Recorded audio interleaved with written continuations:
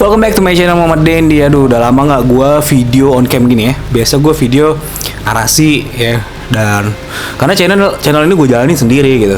Ini channel personal dan ini channel individu, bukan channel tim atau apa. Jadi ya mohon dimaklumi apabila konten-konten gue tuh lama banget uploadnya dan kurang produktif.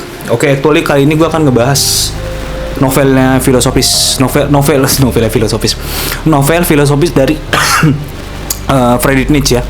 Ini Friedrich Nietzsche ya, judulnya itu Sabda Zarathustra. Kalau dalam bahasa Inggris itu To Speak of Zarathustra. Ya ini gue kali ini akan nge-review ya kesimpulan aja. Meskipun gue belum baca buku ini sampai habis. Gue baca buku ini baru sampai halaman 220. Keseluruhan halaman di buku ini itu ada sekitar 366 halaman dan gue baru sampai ke halaman 220. Dan menurut ini salah satu dari semua buku filsafat yang paling berat ini sih menurut gue yang gue baca. Dari bukunya Immanuel Kant, bukunya Camus, Kafka gue belum baca, atau Dunia Sophie atau History of Philosophy-nya Bertrand Russell. Ini yang paling berat ya bacanya. Makanya gue baru sampai halaman 220. Oke, gue simpulkan dari buku yang udah gue baca.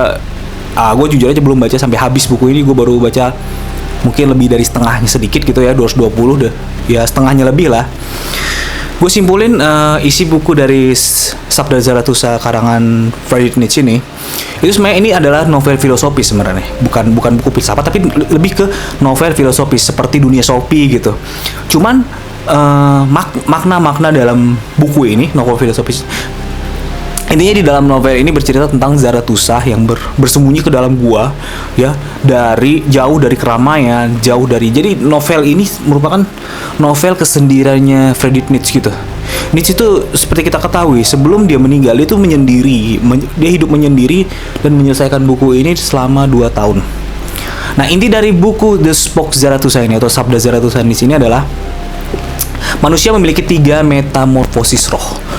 Ya, roh pertama yaitu adalah roh unta. Roh unta ini adalah roh yang tunduk, penurut, dan ikut apapun yang dibilang oleh kelompoknya gitu. Nah, inilah roh unta, ini adalah mentalitas budak. Dan metamorfosis kedua dari roh itu adalah roh singa. Singa ini adalah roh yang melawan. Roh yang dia tuh berani mengatakan tidak pada dogma, pada aturan lama, nilai lama. Nah, kalau kita ibaratkan singa ini tuh seperti aktivis politik, itu singa, itu roh singa. Dan metamorfosis roh ketiga itu adalah anak kecil. Nah, anak kecil ini adalah roh yang tidak punya beban masa lalu. Terus roh anak kecil ini tidak apa ya? Kalau anak kecil itu lebih kepada dia menjalani hidup apa adanya. Dia bisa menciptakan nilai baru. Nah, di dalam buku To Speak Zarathustra ini, Nietzsche menekankan ada yaitu tadi 3 metamorfosis roh, yaitu roh manusia yang roh unta yang dia itu menurut ya. Dia penurut, unta kan menurut. Singa melawan. Nah, Habermas yang dimaksud oleh Friedrich Nietzsche di dalam buku To Speak of Zarathustra ini adalah 3 metamorfosis roh tadi. Unta itu roh yang sangat penurut ya. Unta itu dia nurut apapun yang dibilang oleh kelompoknya atau nilai-nilai lama, dia akan nurut. Jadi unta ini adalah mentalitas budak, yakni roh unta. Nah, roh singa ini dia melawan nilai-nilai lama, melawan dogma, melawan aturan-aturan. Dia berani, tapi dia belum bisa menciptakan nilai baru. Si singa ini dia cuma bisa melawan aja, melawan sistem, melawan apa. Nah, anak kecil itu metamorfosis roh yang ketiga itu anak kecil. Anak kecil ini dia bisa menciptakan nilai baru dan dia bisa mengatakan ya pada hidup. Anda lihat anak kecil ketika dia jatuh, dia bangkit lagi. Terus dia bisa menciptakan imajinasinya sendiri. Dia bisa menciptakan nilai yang menurut dia benar menurut dia sendiri. Nah, Habermas yang dimaksud Nietzsche itu bukanlah roh singa tadi, bukan roh singa, apalagi roh unta. Yang dimaksud Habermas Nietzsche di dalam buku To Speak of Zarathustra itu adalah anak kecil, roh anak kecil ini.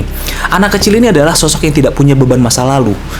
Anak kecil ini adalah sosok yang menerima apa adanya hidup ini, tidak banyak OVT ya kalau kita bilang ya, overthinking. Anak kecil ini tidak punya dia karena dia tidak punya beban masa lalu, sehingga anak kecil ini berani mengatakan iya pada hidup apapun takdirnya. Anak kecil ini menjalani dengan hadapnya dengan ketawa. Jadi Abermans yang dimaksud itu bukan Superman yang kuat bisa menantang langit, bukan. Tapi Abermans yang dimaksud ini adalah metamorfosis roh yang ketiga tadi, yaitu roh anak kecil yang berani mengatakan ya pada hidup. Nah, sosok Abermans yang dimaksud ini adalah orang yang bisa amor fati. Amor fati itu adalah menerima takdirnya, atau orang yang menari di tengah badai. Nah, kita bisa lihat nihilis, tokoh-tokoh nihilis yang kita lihat dalam film itu, kita bisa lihat dari sosok Joker ya, film Joker itu nihilis. Dia tuh berani menciptakan nilai-nilai baru. Itu Joker. Kalau kalian pernah nonton film Joker, itu sosok Joker tahun 2019 ya. Bintangnya gue lupa siapa.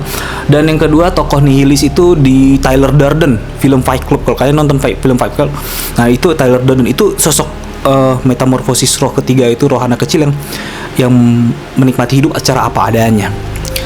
Dan salah satu tokoh nihilis di dalam film juga film American Psycho. Kalau kalian pernah nonton film American Psycho, itu tokoh utamanya juga adalah seorang nihilis.